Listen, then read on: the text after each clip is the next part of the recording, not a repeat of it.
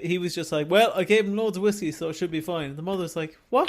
In the world of conspiracies, the supernatural, and the downright spooky, there are only two men who you can trust. Denis Len and Roger O'Sullivan. Or as they prefer to be called, the Unexplained Legends. In New Mexico in 1964, while investigating what he believed to be an overturned car, a local police officer instead witnessed something he couldn't explain. This week on Unexplained Legends, the Lonnie Zimora Encounter. Welcome, listeners, to this week's episode of Unexplained Legends.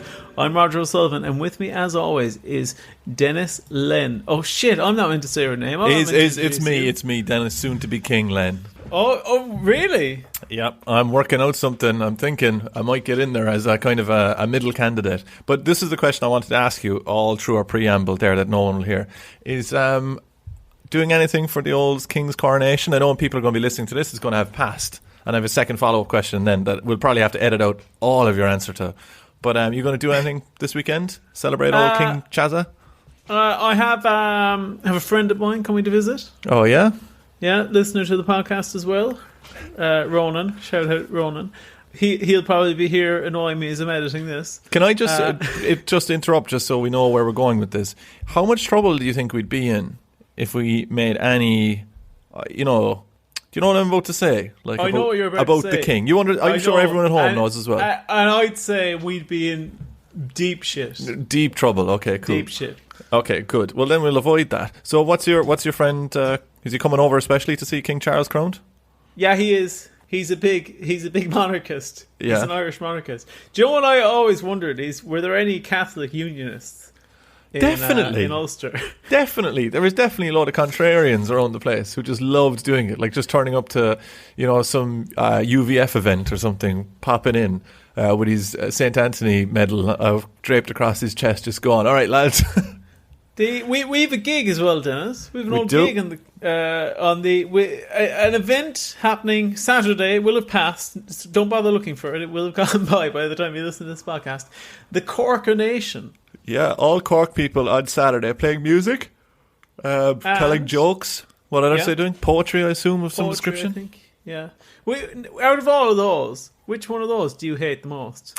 Is there a magician there first? That would be amazing. If there's some sort of magician from Cork, I'm going to say I'll hate them the most. After that, don't mind the music. Actually, I was going to say poetry, but then I'd say I'd probably prefer watching poetry than watching stand-up. I'm sure I told you this, that I once did a gig with a magician who set his arse on fire as part of the show. It was his finale.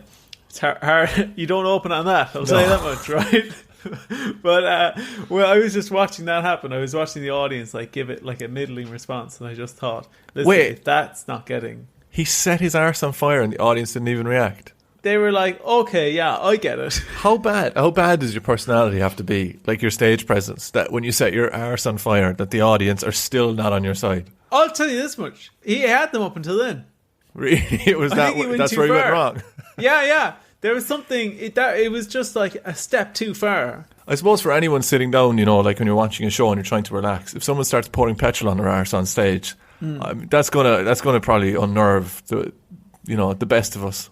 Do you know what's? I think what's kind of a bit upsetting is that obviously it was the closer in his set, so that's traditionally where an act will put their best, their best bit.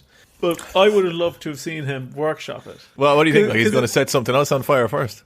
Yeah, at some stage when he's figuring out where does this fit? How good is this? He must have put it in the middle at some stage. At what point? I like as well. I'd love to see on his notes as well, where he just has pull rabbit out of hat, do a card trick, and then underlined at the end. Arse on fire. Do you think he has arse on fire? Do you think he has it abbreviated? Do you know what the other thing as well? SAOF. When you do stand up, you forget things sometimes, and you come off stage and you go, I never did the joke or whatever. He's never going to come off stage and go, forgot to set my arse on fire. I don't know if you ever get this where comedians will ask you did I do this bit? They're almost. I hate that. It's man, I wasn't listening at all. No, I was thinking about the shopping I have to do in Lidl tomorrow. Imagine that guy ask you, "Did I set my arse on fire?" He's just, he just comes off, sits in the green room, and he looks at a bottle of petrol that he has, and he goes, "Ah!" I knew there was something. Meant to try that out today. He pats his fucking trousers, and he's like, "Oh no, it's all still there." I ran into a comedian at a gig recently, Dennis. Yeah. Right? James is his first name. Right? Don't know his second name. Right, James. Right? Hello, James. James doesn't listen, but his girlfriend listens. Hi, James's girlfriend. Yeah, and she listens to this while going to sleep. So if she hears this and that kind of vaguely sounds like her, like if that fits her, well then, shout out. Not going to be too hard for her to figure out if it's her. It's like, are you falling asleep? Is James next to you? That's it. Like, I mean, there can't be too many people out there who that fits, surely. Raj, what are we doing this week? We're kind of back to a bit of normality again, I think, we after the previous two episodes. This is back to basics. This is like what's do they say? Service as usual. What do they say? Not that. It obviously isn't. No, what's the thing they say? Business as usual. Business as usual. That's it. I think we should say big business as usual. Just up it a little bit. Do you know, I saw a bus the other day that said, "Sorry, I'm out of service," and I thought, "Hey man, there's no need to apologise." Would you rather be a bus driver or run a petrol station? Oh, run a petrol station, I'd say. Yeah. Yeah, I know you probably romanticize bus driving. You say that with such disdain, like I'm not allowed to romanticize bus driving. Because you're this type of person, right, who you have probably built up over the years. You probably have an internal list of thousands of grievances with bus drivers, and a bit of you thinks, listen, if I was in that position, I'd be the best bus driver ever. If I was behind the wheel, there'd be big changes, big bus changes. Yeah. Anyway, what are we doing this week? This week, Dennis, we're doing a very special one. Back to the special ones. We are doing what some have said is one of the most puzzling, let's say, UFO encounters ever to be recorded. We're doing something called the Lonnie Zimora Encounter. Okay. Is Lonnie Zimora a person or an alien or a place? I'd love if it was an alien, but it's a person. Yeah, it just sounds like they're encountering Lonnie Zimora more than Lonnie Zimora is encountering them, if you understand. Also, just before we crack into the lamestream media, I also want to point out that I can't remember if that's even what it's called. 57 episodes or something. Lamestream media? No. What do you call it? The lamestream narrative. Okay, whatever.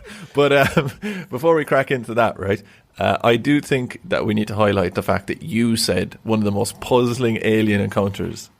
So puzzling to me sounds like the most far-fetched alien encounter that we have come across today. No. The opposite. You think that this is going to stand up more than the rest of the alien stuff that you presented me with? Well, it's up there. It's up there. Let's. You'll be the judge. Where You'll does be it? The judge. I will be the judge. Where does it stand next to the mud guy who landed in Brazil? Mudinho. Yeah. Oh well, that's A tier. A tier, and what's this? S tier. S tier. Yeah. Is it really? Whoa. Do you know my grandmother was great? My grandmother was great. She wasn't A tier. She was S tier. Esther. That would work if your grandmother's name was Esther. I'm leaving. On the back of that, let's crack on with the lamestream narrative.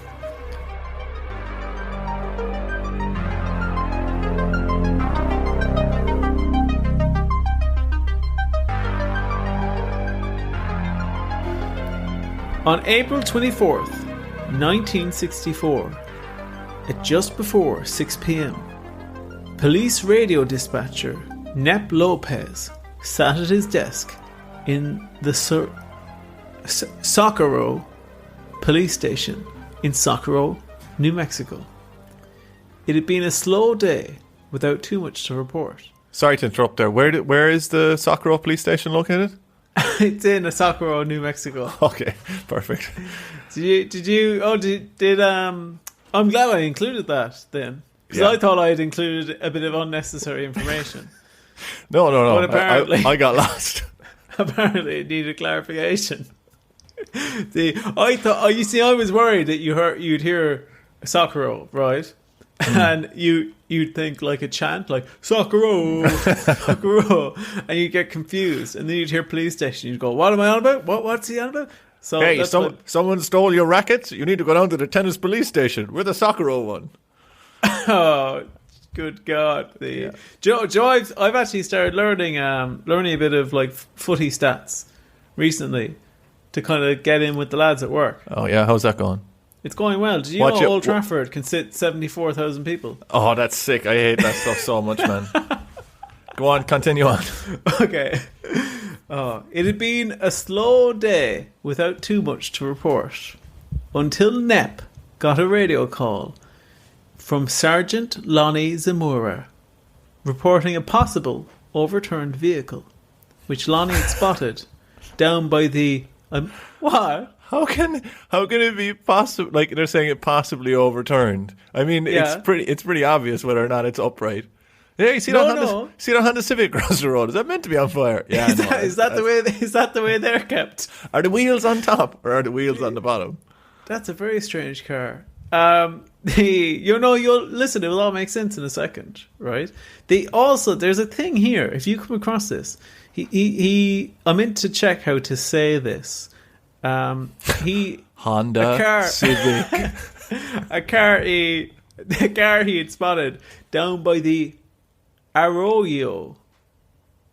You write this down, right? Or type this out or something, right? And you tell me if you know how to pronounce this. Go on. A-R-R-O-Y-O.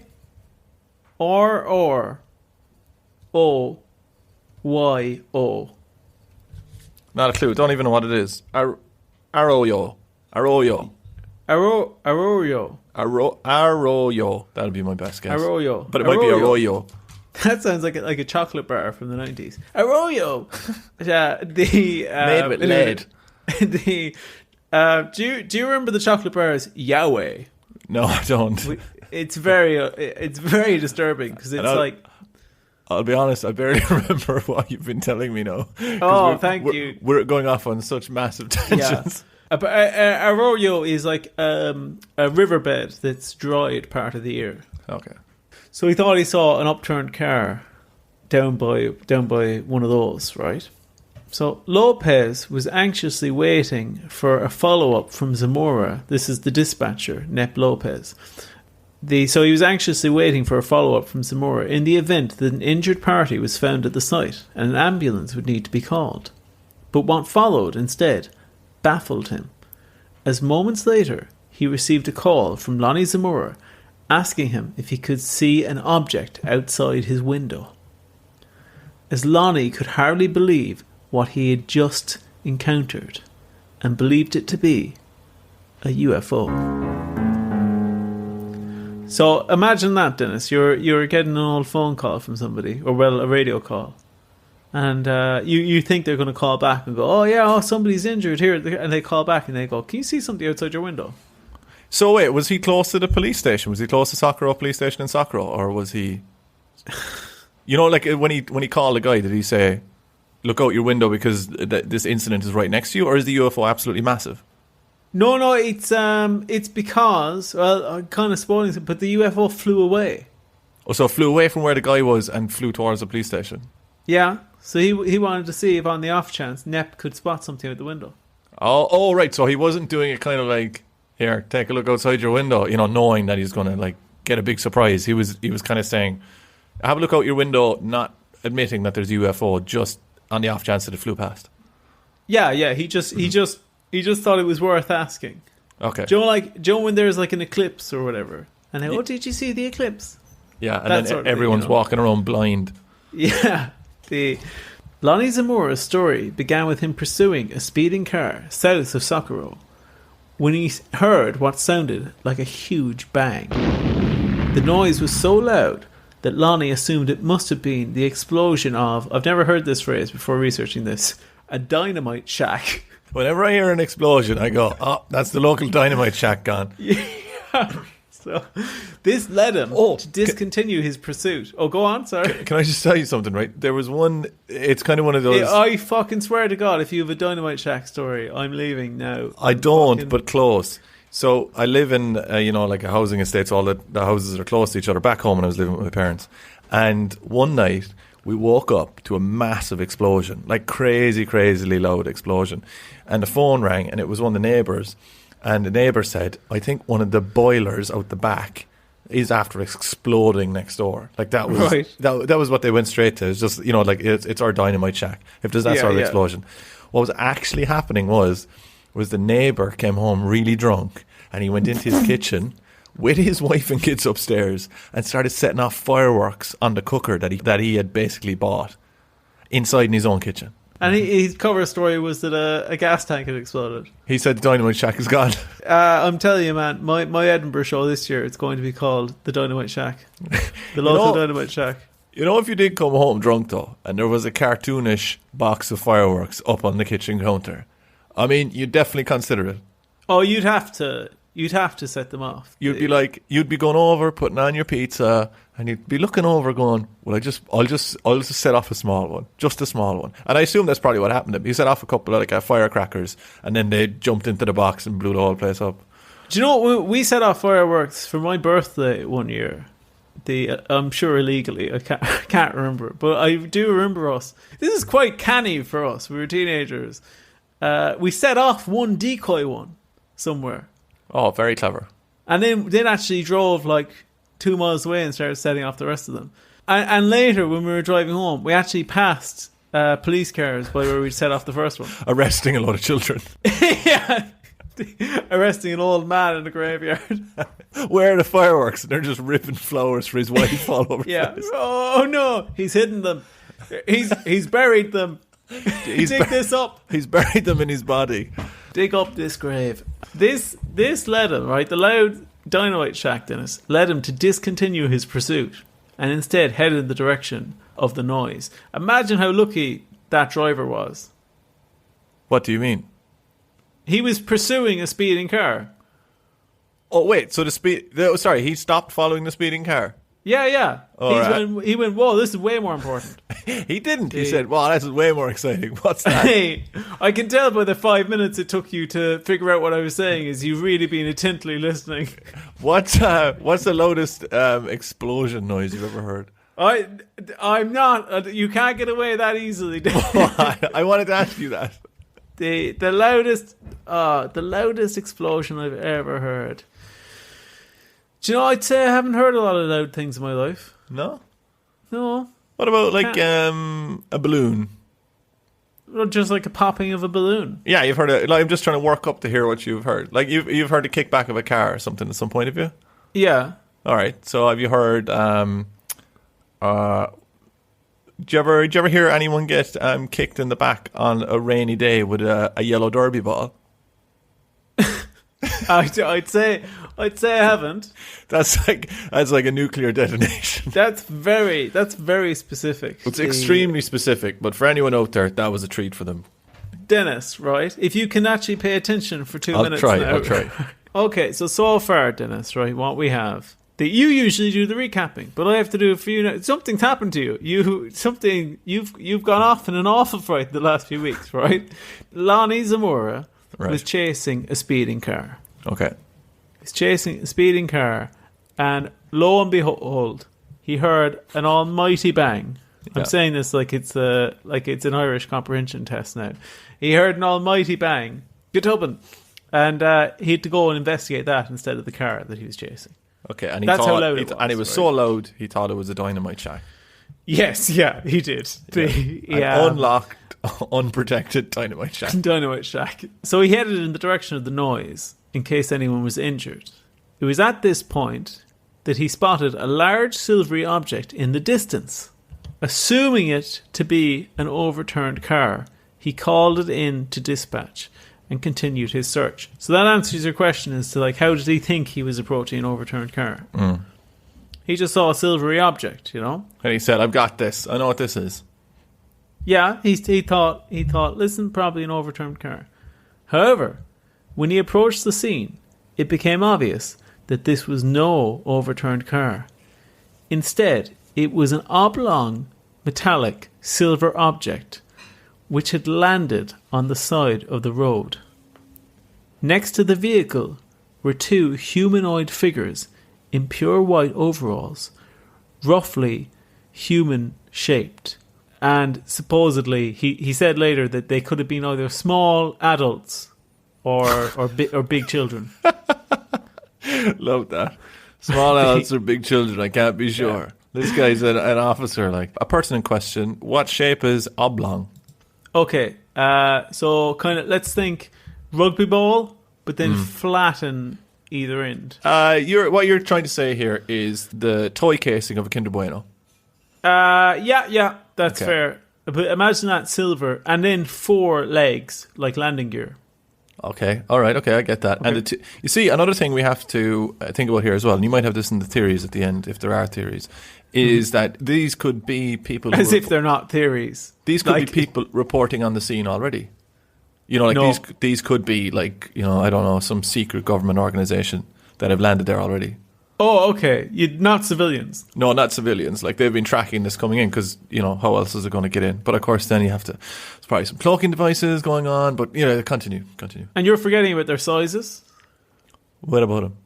Well, you're forgetting that they're either very small humans or, like, maybe slightly on the taller end children. Could you imagine how embarrassing it is for people if these are just 2, like, secret agents, but they're so small that a guy identified them as potentially big children?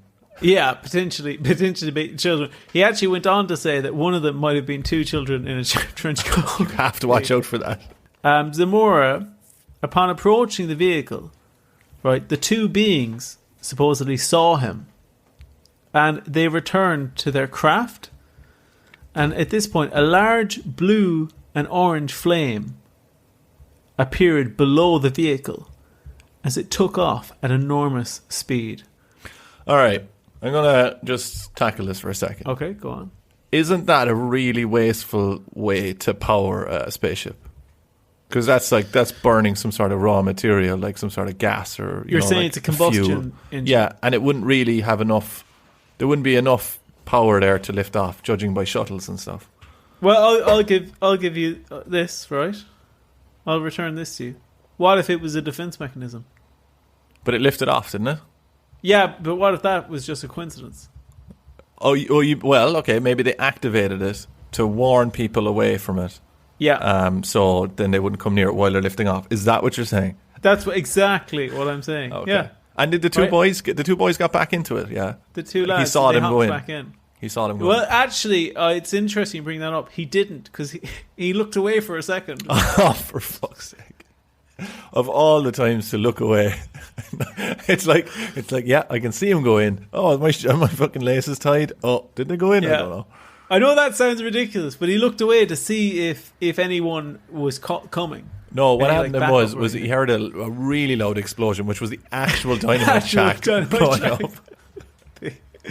So, Dennis, right, the last thing Lonnie noted before the vehicle took off was a strange, unfamiliar symbol, almost an O-like symbol or a letter on the side of the craft, which didn't look like any letter that he was familiar with. All he could hope to do was call in the bizarre incident to dispatch in the hope that some backup would help him retain his sanity.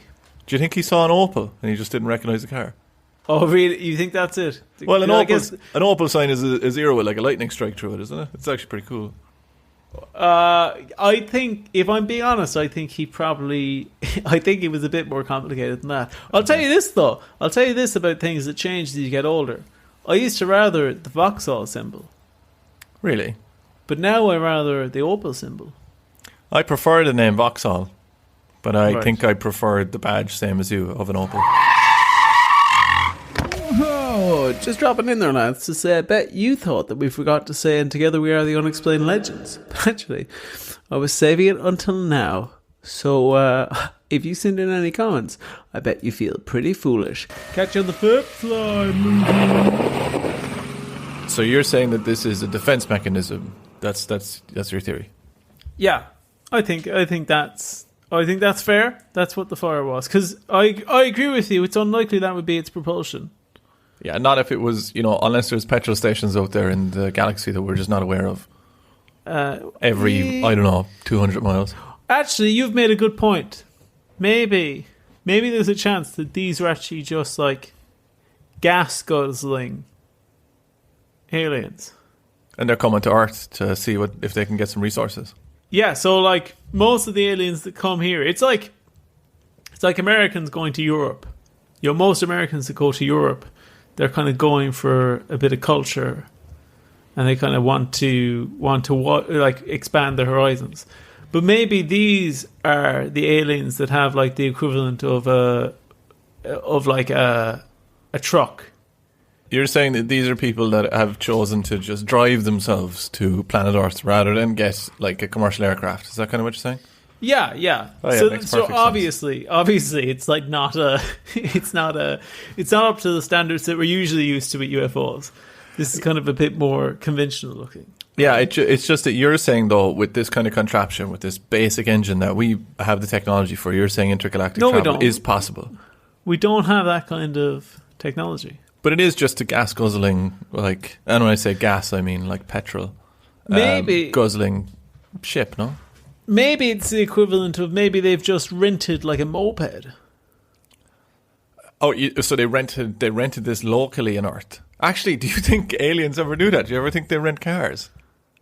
Not cars, but this type of thing. So what they've done is they've come on a big mothership, you know, but they're on shore leave, let's say, or you know, like they're at a loose end. So they decide, we'll rent one of the smaller. So you think that they've rented a scooter from the mothership and now they brought it to Earth?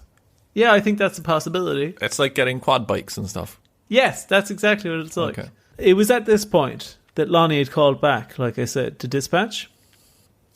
And he had requested Nep Lopez to send Sergeant Chavez to come help him assess the scene.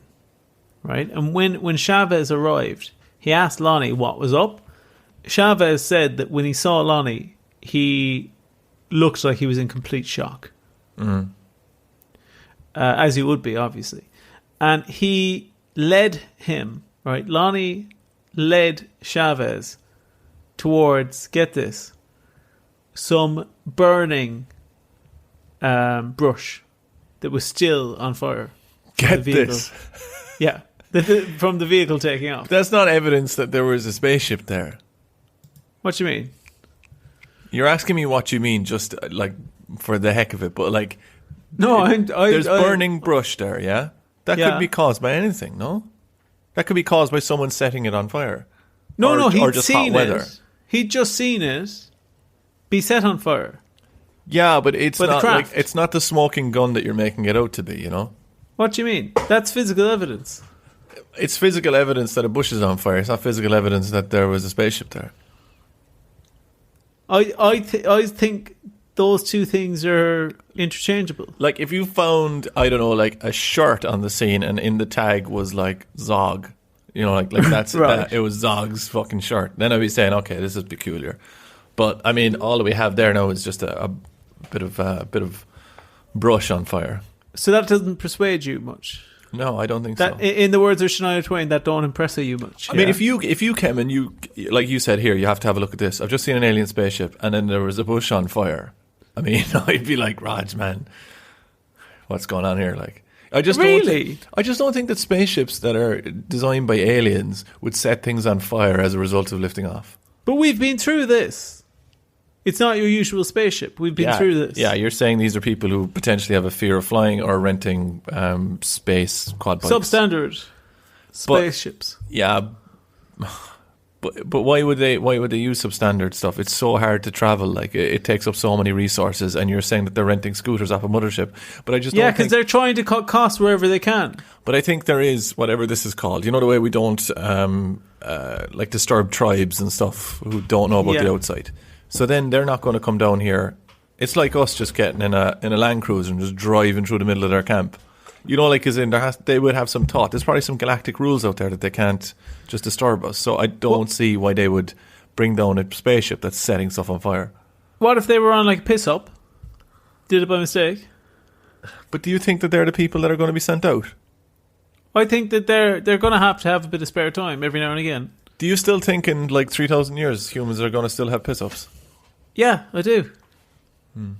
I think it's hard to imagine It's hard to imagine when they wouldn't have piss-ups. So you're saying, basically, back home, that this is on some sort of version of Alien Trips Gone Wrong? Yeah, absolutely. I would put do you know what? I'd hang my hat on that. I'd say 100%. And they're reconstructing it, like, with a little bit of, maybe a little bit of human CCTV banged in there. They're like, you won't believe what happens next. Well, no, do you know what it is? It's like one of those, do you know those South American hidden camera shows where they have like crazy laughter put over the top and like terrible music, and then inexplicably a woman's skirt falls off. Oh, it's so bad when they do that stuff, man. It's really, really terrible. Someone's arse gets put out somewhere. Do you like Banged Up Abroad? No, not really my sort of thing. For anyone who doesn't know what that is, and I'd say if you're listening to our podcast, you definitely know what it is, but Banged Up Abroad is just about stories about like tourists getting thrown into jail for drug smuggling and like ending up there for ages and how they got out and stuff. But the best Banged Up Abroad I ever saw was the one where they're doing the interview with them in their living room or whatever, and they're talking about, you know, how it happened and when they got thrown in jail and how many years they got. And then they're getting onto the part about like them going home and stuff. And they zoom out, and they've just cleverly disguised their prison cell as You're joking me. where they're being interviewed. They're still in jail. Must have been a nice prison cell. Yeah, it was. Yeah, it wasn't bad. Lawrence Llewellyn Bowen, I'd say, had a go off that, did he? He put a lot of velvet into it. Do you know what I do like though is what's it called? Is it Border Patrol? Yeah, Border Patrol, where mostly I don't think this is generalizing, but a lot of people will come from China and they'll be like, "Hey, do you have any like, you know, thing you shouldn't have in here?" And he's like, "No, I don't." And then it's just a big bin bag of eels. Yeah, and it's like, "Oh, am I not meant to bring those in?" My favorite thing on those is when a guy's like late for his flight and they basically decide that they're going to put him through an MRI machine because he had too much toothpaste in his bag or something, and you can tell that they've just done it. The producers have said, "Really, give this guy this guy's a piece of work. Send this fella through the ringer." Yeah. So right, Dennis. Right. Similarly to Chavez, who turned up, subsequent officers also noted patches of smouldering grass, as if intense heat had singed the area. We had a barbecue in my friend's parents' house and we burnt the grass and we had to replace it with meadow grass, and then it grew back way bigger than the grass that was there. But the point is, it's really sounding like someone had a barbecue. No, Dennis. No. Well, that just makes no sense because you're disregarding all the other things that Lonnie has seen. Well, yeah, no, he's seen the spaceship. To be honest, maybe he saw a massive grill.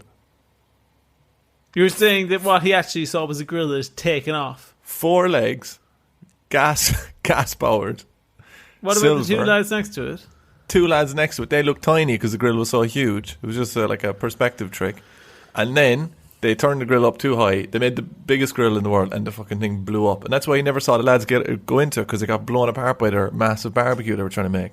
So this is one of the most convincing close encounters of the third kind ever, and you think it's a giant barbecue. I'm just saying that we do have to explore all avenues, and I just want to make sure that we're not being conned here. Right. Well, get this right, Dennis. Go on. Sorry. No, there was no further point. Thank you.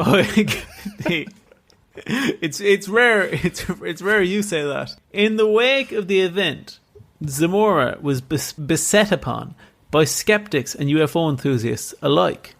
Many claimed that Lonnie's encounter was one of the most believable UFO encounters ever to be recorded, with him being such an upstanding member of society, being a local police officer. Back then, now obviously police officers scum, but back then they were better, I'd say, Yeah, definitely. Yeah, better standard back in the 60s. So he was a very high standing in the community. A lot of people thought it's easy to believe. And also, there was, of course, physical evidence left after the ship. Mm-hmm. However, over the years, the interest in unwanted fame took its toll on Zamora, and he eventually refused to engage with anyone on the topic any longer, skeptic or enthusiasts alike. But, crucially, he never disputed the veracity of what he saw. He held that till the day he died. And Funny you say it, because you brought up petrol station earlier. Would you like to work in a petrol station? He left the police force. This took such a toll on him. He left the police force and he went into managing a local gas station. What? That's insane. Yeah, because he wanted to just be away from everyone. That's the weirdest coincidence we've had on the podcast, I think. Yeah. And to this day, Lonnie Zimora's encounter remains unexplained. So wait, this is a weird connection though. Is he not just doing a little wink here towards what was powering that potential barbecue / space station? Spaceship. No, but he started working at a petrol station. Yeah. But like, you think that'd be the last place you'd go if you saw something powered by potentially petrol. I agree with you. So obviously he must have not thought it was powered by that. Well, I think what's after happening here is he got a visit from the Men in Black who silenced him, said if you do anything out of the ordinary here, we're gonna get you, like, you know, you're gonna crash, your car's gonna crash or something. He said, don't worry. And now he's working at a petrol station because he's trying to get us to think, man. He's trying to get us to think. You think so? That was his way of signalling to us working at a petrol station. He's like, follow the petrol. I thought you were going to say, if you play your cards right, okay, and you keep silent, we'll set you up with a nice little job in a century. We gave you the options: bus driver, or petrol station manager, whichever You've you got a like. nice 7-Eleven down there. You can eat what you want. So, Dennis, you said if you even have theories earlier. Okay, I didn't say it like that. You did. You said it exactly like that. I said it more like, you know, like you've been divorced and I bring up someone's wedding, but I'm not as enthusiastic about it for your sake. You know, just in case you didn't have theories. In case I didn't have theories. Well, of course I have theories, Dennis, right? I've got 4. But who knows? While we're going through them, more might emerge. Yeah, if you hear any clicking and clacking, you know there's another theory coming in. So, the first theory is pretty straightforward. It's an alien. Okay, it's an alien. That is really straightforward. When you say it's an alien, what does that mean? Sorry, yeah, I guess actually. It's two aliens on their UFO, and they stopped to take a slash or something. Yeah. And they or maybe they crashed. Oh, that's what happened. That's what happened, Dennis. The big loud bang, that's their actual engine breaking down. Mm. So this is a redundancy engine. This is like the emergency power. Because they know the resources on Earth will fuel it for them. Yes. Okay. There we go. Is this directed by Kevin Smith, and are they kind of stoner aliens? No, they're not. Okay. They're not. They are small. They're like small, large kid size. When he said large kid size as well, he meant like chubby. Yeah, he just didn't want to say fat kids. Yeah. All right, so you're saying that these are aliens. And again, I suppose just what we need here is what's their purpose? What do you think their purpose is of being here? They were caught on the hop. They can't all be caught on the hop. There has to be one of these aliens that lands on Earth who's actually coming here for a reason.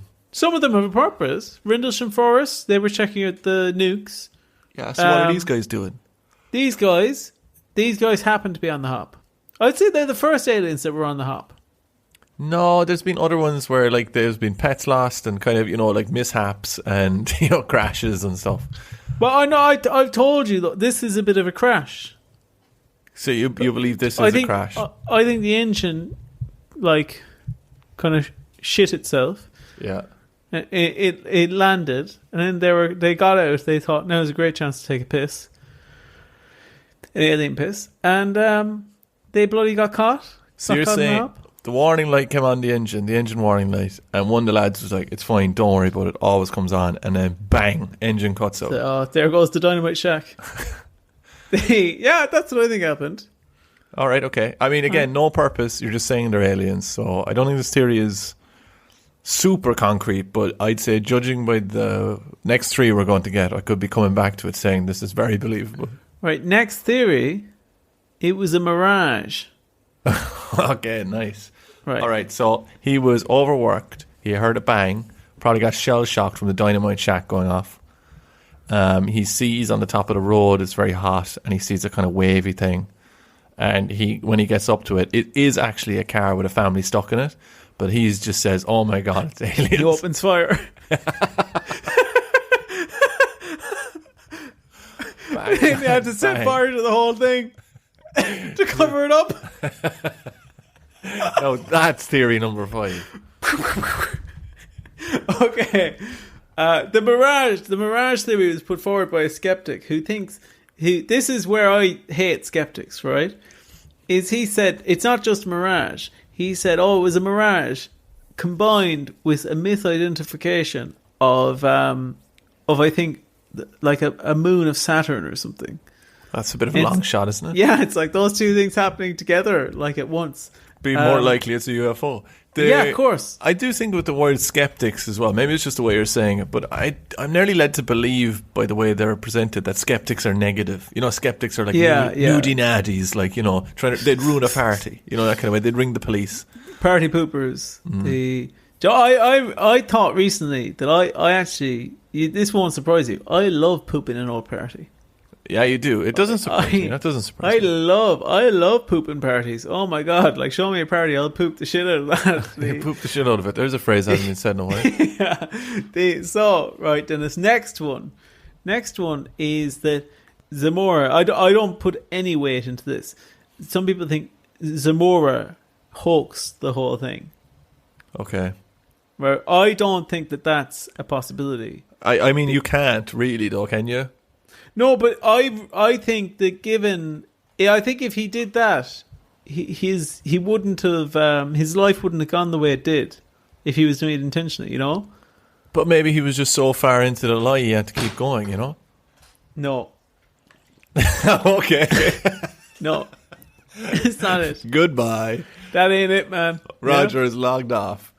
No, I don't even want to spend too much time on that. That's a load of shit. The fact, but maybe that is what happens. People like they get too far into the lie, and then they say, "You know what? No more questions." But really, what they're saying is, "I can't lie anymore." No, I have a great little bit tied to that hoax thing. Right? Look up Lonnie Zimora UFO on Google Images, and that should get you some. I'll look up the exact same thing so that I got it here. You got it? Can you see it? Holy shit, he looks like, I mean, every 1960s cop that ever lived in America. He does. Let's be honest. He looks no nonsense. Like he doesn't look like a man who'd be making up UFOs. And when you say no nonsense, you mean like he'd be breaking up protests and stuff. Yeah, the opening fire on that family we mentioned earlier. Allegedly. So if you can see there's like an artist rendering of it. I can see that. Yeah, two men next to an egg. Next to it. First of all, how does that make you feel? All right, well, it's a desert. It's a real, just standard desert scene. It's got two... I've actually just seen what they are. It's like... You know when you're in MS Paint, but just a little bit more 3D. It's like in Blender, the 3D image generation tool. It's like they're going to teach template. Yeah, it's like they're going to teach me a lesson about not accepting sweets off strangers or something. And then there's a huge egg, like shape, and it's got. I mean, it's kind of an upside down U with an arrow in the middle of it, and the arrow is underlined on the bottom. An insignia. Yeah, and then there's a very crude drawing next to it, and I mean extremely crude, of the exact same thing, but it's just demonstrating some flames underneath it. Yeah, that's it taking off. Yeah, right? Okay, why are you making me look at this absolute shite? Because, I actually have another great picture of it here that I'll send you. Because that symbol on it, wait, what do you mean absolute shite? It's some guy has just got searched desert, and he's literally drawn something in MS Paint. I think he's done quite a good job. I'm just going to send you a link there, right? And you can look that up. That's that's a much more artistically done version. Much more evocative. Although I have to say, they maybe aired on the taller side. Did you get that? Yeah, this again is an egg type thing with two large children in it, and I have no idea which way the perspective is going in it, but it looks like more of a kind of a beetle thing with a lot of legs coming out of it. Telescopic legs coming out of an egg. This is something, though, that I think really goes against the hoax theory. I think this is such a cool little fact. When he reported this, right, the first ufologist type person to interview him about it, he suggested to him, you should put a fake symbol out there. Yeah. The one that you publicly say was the symbol you saw on the outside. You should put a fake one out there. Because then that way, if somebody else ever says, oh yeah, I saw that symbol too, you'll be able to identify that they were perpetrating a hoax. And even scarier, if somebody ever came forward having seen the exact symbol you saw without you having ever expressed it, then that would prove that their encounter was the same thing. That's a good idea. And did that ever happen? It did. No, it didn't. It did. I don't have any details about it right now, but it did happen. But it did happen. It did happen. What definitely happened is people did, because you might not believe this, but ufologists, they really want to catch hoaxers as well. Yeah, they want to root them out. They want to get the weeds out. So that did disprove some other people's stories. So final theory, Denis, then, is, and I think this is a bit harsh on Lonnie himself, is that people think he was pranked by a bunch of college students. Oh, that'd be desperate, because then you definitely have to keep it going. There's no way you're turning around from that. I have to say, though, with your theories this time around, though, you've got one, it's alien, which is very much you. Yeah. Then you've got hoax, college students, and what's the other one?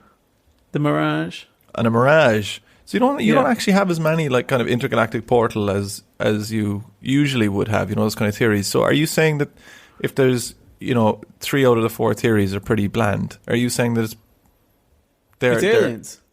Oh, sorry, yeah, okay. Yeah. That's what I wanted to hear. Okay. It's aliens. Because the other ones don't hold water. They're nonsense. Yeah, they are nonsense. They're not believable. Or what are college students going to be doing out in the middle of the desert, lifting a giant egg in the air? Come on. I think the other ones, if anything, the reason why I wanted to show the let's say the quote unquote naysayers, the skeptic viewpoint for this, is that I think that shows you how earth-shattering his sighting must have been. Because there's so many people out there trying to disprove it. It asks you questions about what did he actually stumble upon. That's an incredible line of logic you're running there. What do you mean? It's brilliant. You're saying that it's so good and so believable. That's why so many people are calling it a hoax. Yes. Ah, right, okay. So 'cause you wouldn't hoax something that was unbelievable. You wouldn't say that. True, like yeah. It was obviously faked. But this one, they're so coming out of the woodwork. Are you saying that the worse the event is, the less people will be skeptical about it? Yes. But that has no bearing on the theories I've come up with in the past. Okay, good. So, Denis, what do you make of it? What do you think? I would say it's possible that this happened, but I think that you're missing one vital theory there, and that there's government involvement. This could just be government using alien technology from Roswell. Oh, yeah, actually, that's true. And they're smoke screening it then with a UFO thing. Yeah, they've dumbed it down with the rockets. Yeah, well, and then that's why he got the visit from the Men in Black to shut him up and give him a petrol station. All right, that's the end of this week's episode. I've been Denis Len. You can find me at Denis Len 3D and everywhere else. If you want to message us as well, the best place to get us is usually on Instagram. We're getting a load of messages into our Instagram since the anniversary special. Keep them coming in and we'll make them part of our episodes. And over there is Roger O'Sullivan. You can find me on Instagram at Roger O'Comedy. And also, if you want to give us some reviews and you never did yours, did you? I did mine. Did you? Yeah. Don't you usually do? No, forget it. It doesn't matter. But if you want to give us some reviews, we're 13 reviews off 100 5 stars on Spotify, and I would really, really love that. And I'm sure King Charles would love it as well. Is that true? The week of his coronation. Yeah, we're on 87. I want 13 more, please. Thank you. We're on 88. Are we really? We are. So, I guess on the back of that, love you. Bye.